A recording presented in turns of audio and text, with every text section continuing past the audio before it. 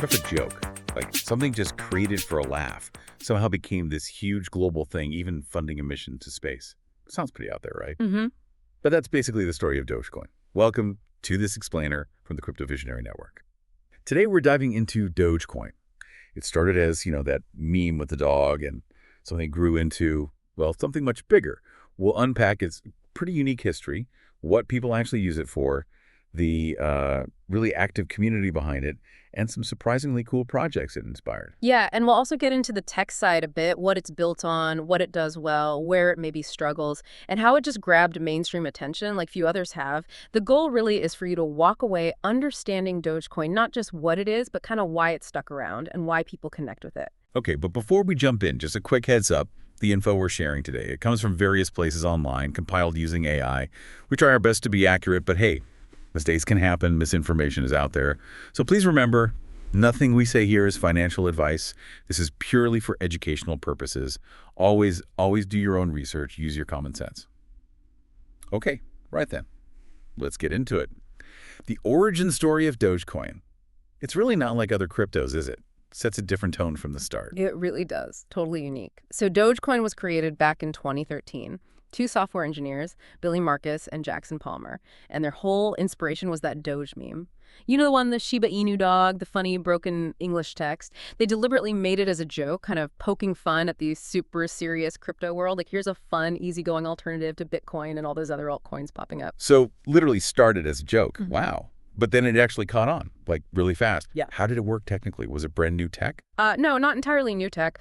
Basically, Dogecoin started as a fork, like a copy and modification of Lucky Coin. And Lucky Coin was a fork of Litecoin. And Litecoin, that was a fork of Bitcoin. Oh, okay. So it's got Bitcoin DNA way down the line. Pretty much, yeah. Someone said it's almost 100% Bitcoin clone with a dog on it, which is, kind of accurate. Initially, the rewards for mining were random, but they changed that in March 2014 to a fixed reward 10,000 DOGE per block. Made things more predictable. Okay, predictable rewards. But were the early days smooth, or did the joke hit some turbulence? Oh, yeah, definitely turbulence. Just 3 days after this huge 300% price jump in December 2013, boom, it crashed. Dropped like 80%. Ouch. Why? Well, partly because China cracked down on banks investing in Bitcoin, which shook the whole market. But also, big mining pools jumped in because it was easy to mine Doge back then, and they kind of swamped it. But despite that, for a short time in January 2014, its trading volume was actually higher than all other cryptos combined. Market cap was still way smaller than Bitcoin, though. Wild. Yeah. What about the creators, Marcus and Palmer? Did they stick with their runaway joke? It's interesting. Jackson Palmer, one of the co-founders, he actually left the whole crypto scene in 2015. He basically said he thought crypto was fundamentally exploitative, mainly designed to make the people at the top rich. Strong words. Yeah. And Billy Marcus, the other co-founder, he mostly agreed with that view, though he stayed a bit more involved with the Doge community itself, kind of gives you insight into its whole vibe. So that joke thing really stuck, but it also seems to separate it from what people sometimes call shitcoins, right? Mm-hmm. There's a difference. There absolutely is, and it's more about the story, the narrative. Like one journalist put it, the real difference is not in the code, but in the narrative. These other coins, the so-called shit coins, they often lack any real story, maybe just latch onto some political thing for a quick pump, then vanish. Dogecoin's different. It has this shared cultural thing, the humor, it supports charity. There's this feeling of being part of something together. Right. It's not just pure speculation. It's the inside joke, the community focus. Okay, so it's got this strong narrative, strong community, but what's its actual point today? What do people use Dogecoin for? Well, its main point right from the start was just to be used, like actual money. The official website says it straight up. Money has utility, and Dogecoin is money. People genuinely use it to buy stuff, sell stuff, tip people online, donate to causes. Billy Marcus, the co-founder, even said its value is that it's approachable, got a friendly community, and it's fast and cheap. Low fees for everyday things. Low fees, okay. Yeah, he pointed out you're probably not going to use Bitcoin for small purchases or tips because the fees can be high. So Doge becomes the everyday coin in that sense. That brings up something interesting, inflation. You hear inflation with crypto and often think bad, especially compared to Bitcoin's fixed limit. How does that work for Doge? Right. That's a super common point of confusion. Unlike Bitcoin, which stops at 21 million coins ever, Dogecoin doesn't have a cap. Miners always get that fixed 10,000 DOGE reward for every block they add. So yes, the total supply keeps going up forever. There's constant inflation. But is that actually bad for it? Well, some argue it's actually good for a currency you want people to spend, keeps it circulating. One source we saw even said small amounts of inflation are beneficial to the longevity of a currency. Yeah. And the developers have been really clear, no cap, they won't add one, because that would change what Dogecoin is fundamentally supposed to be, money you use, not just something you hoard hoping the price goes up. Makes sense if the goal is spending, not just holding. And how is it kept secure? How do they make sure transactions are legit? Right now, it uses proof of work, or POW. That's the same system Bitcoin started with, where miners use computing power to solve puzzles and validate blocks. Right. But there are plans, or at least ongoing discussions, about moving to proof of stake, POS, in the future. That's what Ethereum did. Ah, the more energy-efficient way. Exactly. Validators stake their own coins instead of using massive amounts of electricity. It'd be a pretty big shift for Dogecoin if it happens. Okay, let's talk community. This feels like the real story with Dogecoin sometimes. It's called the people's crypto. Yeah. How much has the community shaped it? Oh, massively. The community is Dogecoin in a lot of ways. Its identity, its value, it's deeply tied to the people involved. And right from the early days, they showed this incredible generosity. Like, remember that hack in 2013? Illegally. What happened? About 21 million Dogecoins were stolen from an online wallet service called Doge Wallet. Big hit. That the community instantly started this thing called Save Dogemas. People just donated millions of their own Dogecoins to help the victims get their money back. Wow. Really? That doesn't sound typical for early crypto. Not at all. It was pretty unique. Showed this collective spirit wasn't just talk. That's amazing. Any other big examples of that community power? Oh, yeah, tons. The famous one is probably in 2014, raising over $30,000 to send the Jamaican bobsled team to the Sochi Winter Olympics. I remember that. They qualified but couldn't afford to go, right? Exactly. And the Doge community just stepped up. They also helped another Sochi athlete, Shiva Keshavan.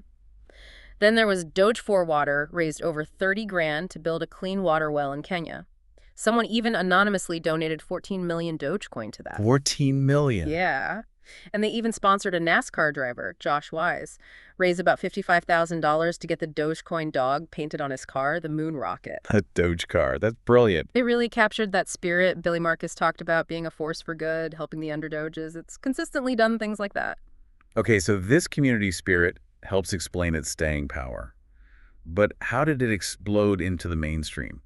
Like really become a household name? Yeah, its popularity spikes are often kind of wild, not always tied to normal market stuff. It reacts hugely to social media, celebrity mentions. Remember that TikTok trend in July 2020? People were trying to pump Doge to $1? Oh, yeah, I saw that. Did it work? Well, it didn't hit $1 then, but trading volume shot up like 683% just from a TikTok trend. And then, of course, there's Elon Musk. Ah, yes. The Doge father. Right. His tweets, even just playful ones like Doge to the moon, they sent the price absolutely soaring. He made it like instantly recognizable, especially to younger people, maybe not deep into crypto otherwise. But that kind of influence, it feels a bit tricky, doesn't it? Having one person move the market so much. Oh, absolutely. It brings huge volatility and definitely raises ethical questions. Experts talk about parasocial investing. Parasocial investing, what's that? It's when people kind of project trust or expertise onto a famous person just because they like them or follow them online, and then make financial decisions based on that feeling, not actual analysis. Right, and that can be risky for regular folks. Exactly. Yeah. Especially if they don't have fancy risk models. There's a strong argument that someone with that much influence maybe has a higher level of responsibility when they talk about this stuff. And didn't Musk get involved more formally recently? Something called DOGE? Ah, yeah, that was a whole thing. In January 2025, remember, former President Trump appointed Musk to head up this temporary government department, the Department of Government Efficiency. And yes, they intentionally called it DOGE for short. Seriously? Yeah. And when the official government website for DOGE launched, the price of Dogecoin jumped 13% in like 15 minutes. Just from the name association. Pretty much. Even though Musk was technically just an advisor with a limited term, it showed just how sensitive Doge is to anything involving him and that kind of public perception. Raised conflict of interest questions, too, given his potential access to government data. Crazy stuff. Okay. Okay, politics aside, any other big real-world projects using Dogecoin? Besides the community fundraisers? Well, the biggest, most ambitious one was probably the DOGE-1 mission to the moon, announced by SpaceX back in May 2021. A moon mission. funded by Dogecoin. Entirely funded by Dogecoin. It was meant to be the first space mission ever paid for completely with cryptocurrency. As it launched. It's been delayed, unfortunately, but just the announcement itself was huge. Showed a really innovative, headline-grabbing use case. And then there's ongoing speculation, mostly from enthusiasts, about things like future Teslas, maybe connecting to Starlink, becoming decentralized nodes, maybe even mining Doge or Bitcoin for their owners. Whoa, like your car earning you crypto? Yeah, or solar-powered homes selling excess energy back to the grid for crypto assets. Ambitious ideas, maybe futuristic, but they definitely keep the community excited about potential utility beyond just payments. Okay, so Dogecoin has had this wild ride. Joke origin, huge community, massive price swings, even space missions. But what about the actual financial reality for someone holding it? Well, its popularity is undeniable. Market cap went over $20 billion at one point in May 2021. Some analysts think it's going to stick around as a major player. Part of its appeal, especially to regular investors, might be psychological. It's cheap per coin, right? So you can own thousands, maybe millions of Doge for not a huge investment. Feels different than owning like 0.001 Bitcoin. Right, you feel like you own more. Exactly. But that also means its price is really sensitive to those social media waves and what celebrities say, maybe more than some other coins. What are the biggest risks then, besides the celebrity tweets? Well, the volatility driven by social media is a big one. Also, regulatory attention is increasing. The SEC and others are looking much harder at celebrity crypto endorsements now. So that could dampen the Musk effect, maybe? Potentially, yeah, or at least make influencers more cautious. Another thing is that during these hype cycles, Dogecoin's price can sometimes just detach from the rest of the crypto market. It stops following Bitcoin's trends, making it even harder to predict. And taxes. How does the government see Dogecoin? Is it like cash? No, definitely not like cash for tax purposes. The IRS treats Dogecoin, like other cryptos, as property. Property, so like stocks or real estate? Kind of. It means you owe capital gains tax if you sell it for a profit or if you use it to buy something that's considered selling it. Okay, so buying a coffee with Doge is a taxable event. Technically, yes. And if you earn Doge, say through mining or getting paid in it, that's treated as regular income, just like getting paid in dollars. You got to report it. Good to know. One last thing we hear about whales in crypto, big holders. Is that an issue for Dogecoin given its people's crypto image? Yeah, whales are just wallets holding a huge amount of a coin. It's a common point of FUD, fear, uncertainty, doubt for Doge, this idea that a few secret whales control tons of it. But the reality is a lot of those biggest wallets aren't secret billionaires. They're often known wallets belonging to exchanges where they hold crypto for all their users. Ah, so it's aggregated funds. Often, yes. Though Elon Musk himself has actually said he wishes the ownership was less concentrated in those top wallets, he feels it kind of goes against the whole decentralized spirit. So it's definitely something the community discusses. What a story. Seriously.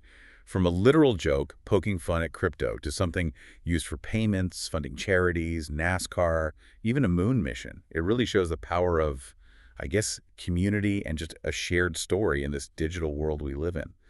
How a meme became, well, real value. It absolutely does. Dogecoin really challenges how we think about value. It proves that social factors, cultural buy-in, community energy, these things can have a massive impact on what something is worth, how it's used. And it leaves you wondering, right? If a shared joke and a strong community can create this much impact, what other kinds of value are going to emerge as our lives get more digital, more driven by online communities and influence? Definitely something to think about. Keep exploring, keep questioning, and join us next time for another explainer from the Crypto Visionary Network.